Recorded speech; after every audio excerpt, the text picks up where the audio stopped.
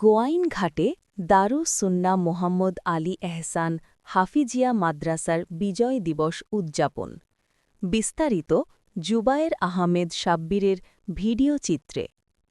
গোয়াইনঘাটে দারুস সুন্নাহ মোহাম্মদ আলী এহসান Hafizia international মাদ্রাসা পীরের বাজার বিজয় দিবস উদযাপন সাংস্কৃতিক অনুষ্ঠান, আলোচনা সভা, দোয়া মাহফিল ও পুরস্কার বিতরণী অনুষ্ঠান সম্পন্ন হয়েছে।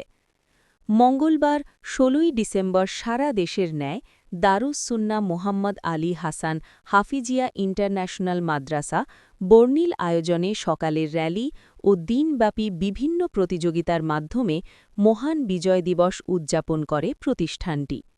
বেলা ২টোয় মাদ্রাসা প্রাঙ্গণে মাস্টার আবদুল্লার পরিচালনায় ও মোহাম্মদ শাহজাহান মিয়ার সভাপতিত্বে মহান বিজয় দিবসে বীর শহীদদের রুহের মাগফেরাত কামনায় দোয়া মাহফিল ও পুরস্কার বিতরণী অনুষ্ঠিত হয়। এতে প্রধান অতিথি হিসেবে বক্তব্য রাখেন মাদ্রাসা পরিচালনার দায়িত্বরত মোহতামিম মৌলানা মুফতি ওমর আলী। বিশেষ অতিথির বক্তব্য রাখেন মুরব্বী জয়নুল্লাহ, সাজিদুর রহমান, খলিলুর রহমান, মোহাম্মদ সাদ্দাম আহম্মদ, মোহাম্মদ ফারুক আহম্মদ প্রমুখ।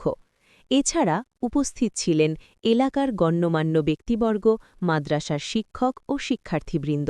চলে ওঠো বাংলাদেশ, করছে ওঠো বাংলাদেশ, স্বপ্ন নিয়ে বিশ্ব জয়ের যাও তুমি এগিয়ে যাও।